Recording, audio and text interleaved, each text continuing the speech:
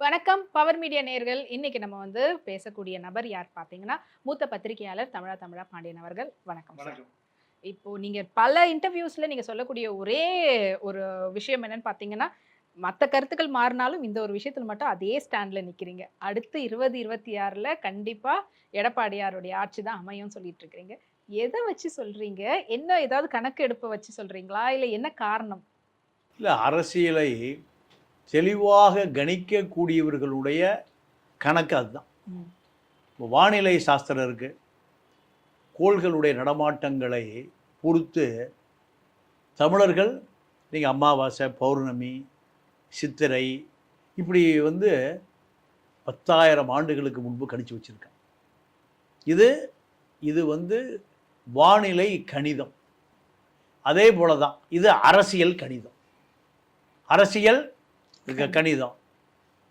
இந்த ஆட்சி திமுக ஆட்சி 3% தான் தொங்கிக் கொண்டு இருக்கிறது. திமுக அதிமுக வாங்கின வாக்கு சதவீதம் 3% தான். இந்த 3% தான் திமுக ஆட்சி அமைத்தது, அதிமுக ஆட்சி இழந்தது. 66 எம்எல்ஏ இதில் அதிமுகவில்.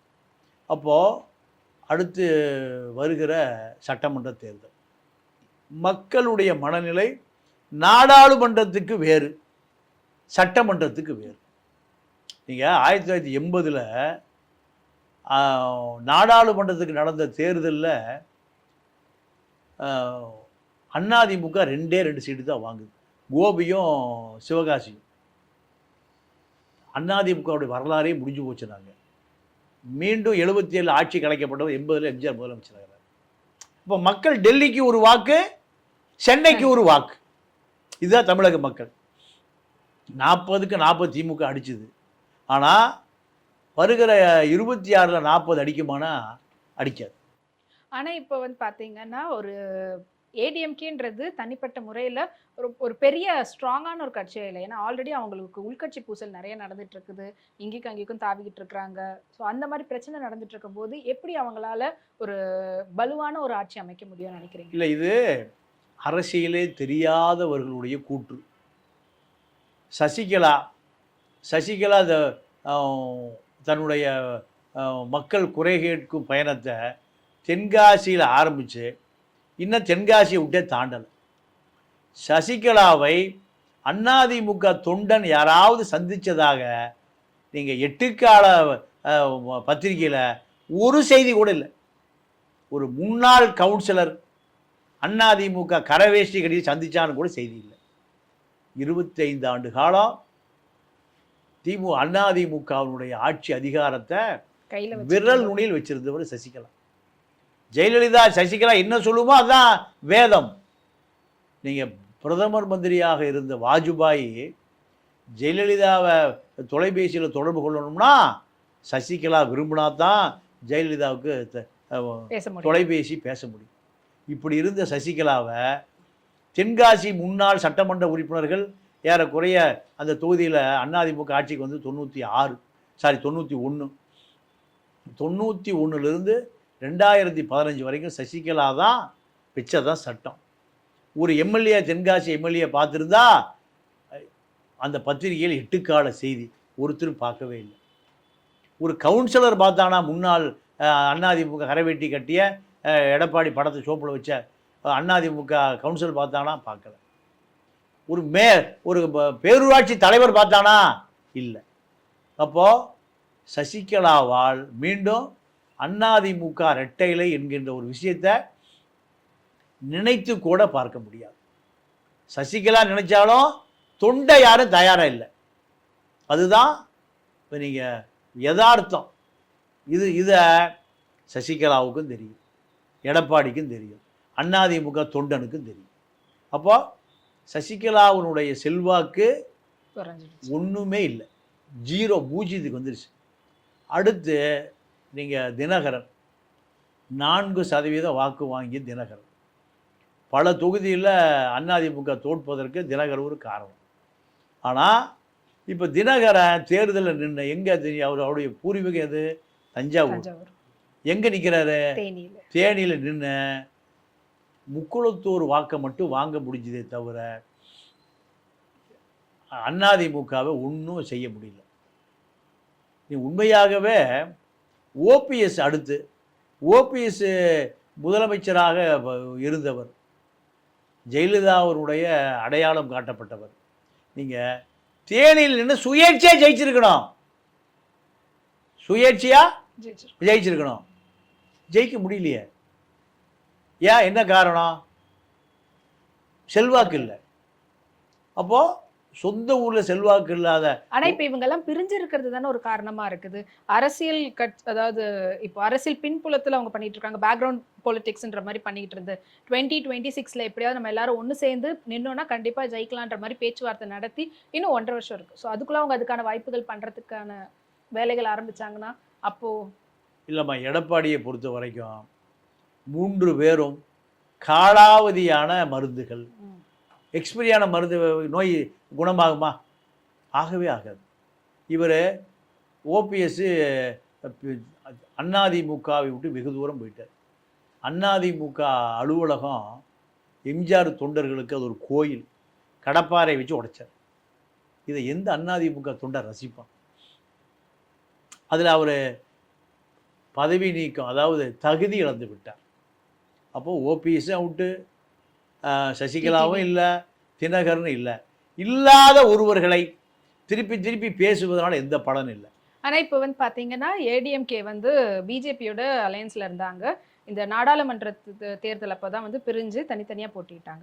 இப்போ ரீசெண்டாக நடந்த ஒரு ஈவெண்ட்டில் டிஎம்கேவோட அண்ணாமலை வந்து நல்லா சகஜமாக பேசிக்கிட்டு போனார்.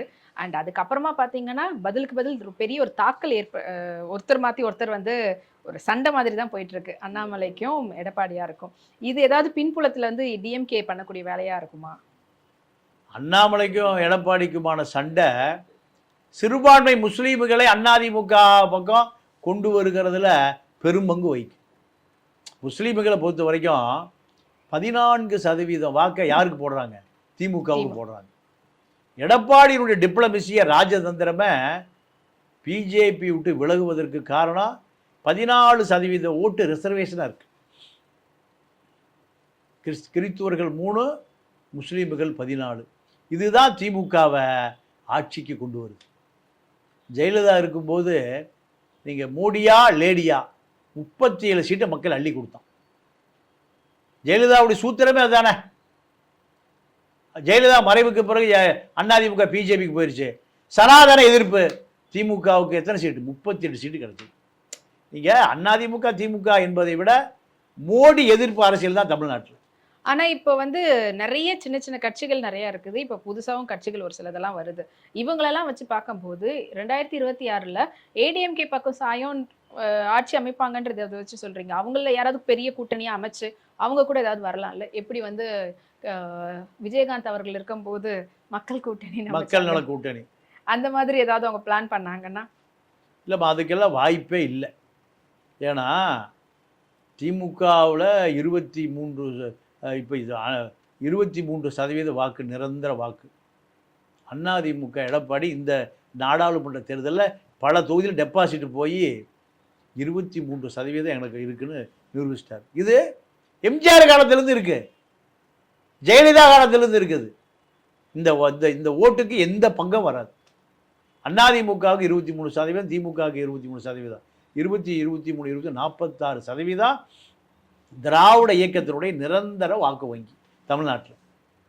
இந்த 46 போக 70% ஓட்டு போலாகுது, 75% போலாகுது.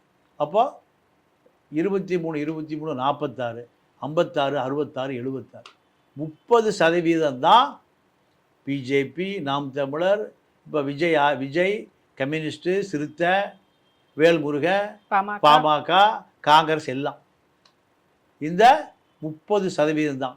30% எப்படி வாக்கா மாறுதோ அவர்கள் முதலமைச்சர் நாற்காலி கிடைக்குது. ஸோ இப்போ நீங்கள் சொல்கிறதெல்லாம் பார்க்கும்போது இது ஸ்டாண்டர்டான ஓட்டுன்றது புரியுது சார்.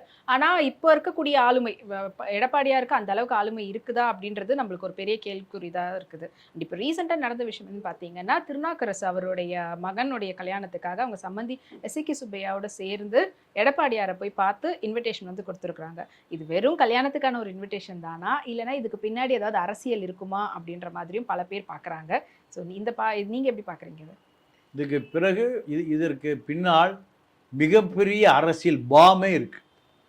ஒரு மிகப்பெரிய நீங்கள் இது நாடாளுமன்ற தேர்தலில் இருந்து இந்த வெடிகுண்டு புகைந்து கொண்டே இருக்கு. எப்பொழுது வெடிக்கும்னே தெரியாது. எப்படின்னா, எடப்பாடியார் ஜெயலலிதாவை விட 5 மடங்கு வலு உள்ளவர். எப்படி வலு உள்ளவர்னா, ஜெயலலிதா நினைத்தால் எதையும் விலைக்கு வாங்கி விடுவார், எதையும் பர்ச்சேஸ் பண்ணிடுவார். மக்கள் நல கூட்டணியே 2016 2000 கோடி கொடுக்கப்பட்டு அனைத்து கட்சியும் ஜெயலலிதாவால் விலைக்கு வாங்கப்பட்டது, விஜயகாந்த் உட்பட. அதுதான் 1.5% வாக்கு வங்கியில் அதிமுக ஜெயிச்சுது. ஜெயலலிதா ஒரு பொருளை விலைக்கு வாங்கணும்னா எத்தனை கோடியாக இருந்தால் நம்ம பர்ச்சேஸ் பண்ணிடுறோம், எல்லா கட்சிகளையும் பர்ச்சேஸ் பண்ணிடுறோம்.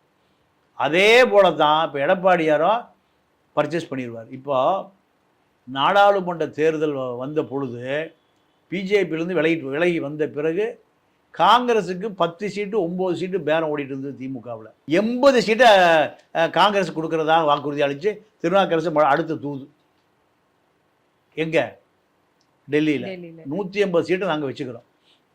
234ல் 84 காங்கிரஸ் கூட்டணி கொடுத்துட்றோம். காங்கிரஸ் வந்தா அதிமுக கூட்டணிக்கு அறிவிச்சா 17% கிறித்துவ முஸ்லீம் வாக்கு அப்படியே வந்துடும். அகில இந்திய அளவில் பிஜேபி எதுக்கூடிய ஒரே கட்சி எது? காங்கிரஸ். அகில இந்திய அளவில் பிஜேபிக்கு சிம்ம சொப்பனம் எது? காங்கிரஸ். அப்போ காங்கிரஸ் அதிமுக கூட்டணியில் வந்தா என்னைக்கு கூட்டணி வருதோ அன்னைக்கே வெற்றி உறுதி, அன்னைக்கே வெற்றி உறுதி. இதுதான் திருநாவுக்கரசு இந்த கூட்டணி அமைத்தே தீருவது கங்கணம் கட்டிக்கொண்டு திமுக நாற்காலி கீழே பெரிய பாமை வச்சிருக்கார். இந்த பாம் காங்கிரஸ் கூட்டணி அதிமுக கூட்டணி இணைந்தால் கம்யூனிஸ்ட் பக்கம் வந்துடும், சிறுத்தை வந்துடும், வேல்முருகன் வந்துடுவார், எல்லாம் வந்துடும். வந்தா இன்னைக்கு நேற்று உதயநிதி சொல்லியிருக்காரு, 234 தொகுதிகளிலையும் நம்ம வேலையை ஆரம்பிச்சாச்சு. தனித்து தான் நிற்கணும், கூட்டணியெல்லாம் வரும் வராமல் போகும். அப்போ நீங்கள் எங்கே ஆரம்பிச்சாச்சு அவங்களுக்கே இப்போவே தெரிஞ்சுட்டு. அண்ட் அதே போல இப்போ விஜயுடைய கட்சி தமிழக வெற்றி கழகத்தினுடைய மாநாடு வந்து கூடிய சீக்கிரத்தில் நடக்க போகுது. அந்த கட்சியில வந்து திமுகல இருந்தும் அதிமுகல இருந்து முக்கிய பிரமுகர்கள் வந்துட்டு ஜாயின் பண்ண போறதாவும் பேச்சு அடிப்படுது. அதுவே முக்கியமா ஏடிஎம்கேல இருந்து பன்னீர்செல்வம் வந்து போவாரு அப்படிங்கிற மாதிரி சொல்றாங்க. இது வந்து டிஎம்கேக்கும் சரி ஏடிஎம்கேக்கும் சரி ஒரு விதத்துல ஒரு மைனஸா அண்ட் விஜயுடைய கட்சிக்கு ஒரு பிளஸ்ஸா இருக்கும்னு பாக்குறீங்களா? இல்லம்மா, இது எப்படி எடுத்துக்கணும்னா, ரஜினி கட்சி ஆரம்பிக்க போறார், பல தலைவர்கள் ரஜினி கட்சிக்கு போகிறாங்க, இப்படி பல தலைவர்கள் வந்தாங்க. ரஜினி கட்சியே ஆரம்பிக்கல, பல தலைவர்கள் என்ன ஆனாங்கன்னே தெரியல. ரஜினி கட்சிக்கு நம்ம தமிழருவி மணியன் தான் முதலமைச்சர். அண்ணாமலை ஒரு முதலமைச்சராக வந்தவர் தான். ஐயா நம்ம நண்பர் சகாய் ஐஏஎஸ், நீங்கள் லஞ்சம் தவிர் நெஞ்சை நிமிர், அவர் ஒரு முதலமைச்சர். பாண்டே ஒரு முதலமைச்சர் ரஜினி கட்சியில். ஏண்டா குழந்தையே பிறக்கல, கருவே பிடிக்கல, ஏண்டா பேர் வச்சுட்டு இருக்கீங்க. இதே கதை தான் விஜய் கதை. விஜய் வந்து நீங்கள் விக்கிரவாண்டி தேர்தல் இது மாநாடு முடிஞ்சு தேர்தல் 2026 தேர்தலில் 10% வாக்கு வாங்கினா தான் விஜயத்துக்கு எல்லாம் திரும்பி பார்ப்பான். உன்னுடைய வாக்கு வங்கி சதவீதம் என்ன? இல்லை 5, 7, 3, 2, 14, அதை வாக்கு வங்கியை பொறுத்து தான் விஜய் பார்க்கப்படுவார். நீங்க அது வரைக்கும் பெரிய பிரமுகர்கள் யாரும் போக மாட்டாங்க. ஏன்னா அரசியல்வாதி பூரா பல கட்சியில் பல தண்ணியை குடிச்சவன். அதனால விஜயுடைய வாக்கு வங்கி எவ்வளவு? நீங்கள் கற்பனையிலலாம் அரசியல் நடத்த முடியாது. கற்பனையிலாம் அரசியல் நடத்த முடியாது. 2026 தேர்தலில் 10% வாங்கிட்டாருன்னா விஜய் பார்க்கப்படுவார், பேசப்படுவார். நீங்கள் அதிமுக திமுக இருக்கிற 2ஆம் கட்ட தலைவர்களெல்லாம் இந்த பக்கம் ஆட்சியை முடிச்சிருவாரியா அவரு போக ஆரம்பிப்பாங்க. அது இல்லாமல் மாநாடு நடத்துவதற்கே திருச்சியில் ஆரம்பித்து இப்போ விக்கிரவாண்டி வந்துட்டார். அப்படியே பாண்டிச்சேரி போயிட வேண்டியதான். ஏய்யா, ஒரு மாநாடு நடத்துறதுக்கு திருச்சியில் இடம் பிடிக்க முடியல. ஒரு நேருவை எதிர்த்து திருச்சியில் கன்னியாகுமரியில் இருக்கிறவங்க விக்கிரவாண்டிக்கு வர்றதும் சரி, நீங்கள் பாண்டிச்சேரிக்கு சரக்கடிக்க போகிறதும் சரி. அப்போ ஓபிஎஸ்லாம் போக மாட்டாருன்றீங்க. ஓபிஎஸ்ல எந்த காலத்துலையும் போக மாட்டார். ஓபிஎஸ் பிஜேபிக்கு போவார், இல்லைன்னா அதிமுகவிலே தொண்டனாக இருப்பார். அவர் விஜய்க்கு வணக்கம் சொல்லுகிற நிலைமையில் அவர் இல்லை. அப்போ உங்களுடைய கணிப்புப்படி 2026ல் கண்டிப்பாக எடப்பாடியார் தான் ஆட்சியை பிடிப்பாருன்றீங்க. விஜய் வந்து 10% ஓட்டு வாங்குறதே பெரிய விஷயம்ன்றீங்க. இதை வந்து நம்ம 2026 வரைக்கும் பொறுத்திருந்து தான் பார்க்கணும். உங்களுடைய கருத்துக்களை பகிர்ந்துட்டதுக்கு நன்றி. நன்றி, வணக்கம்.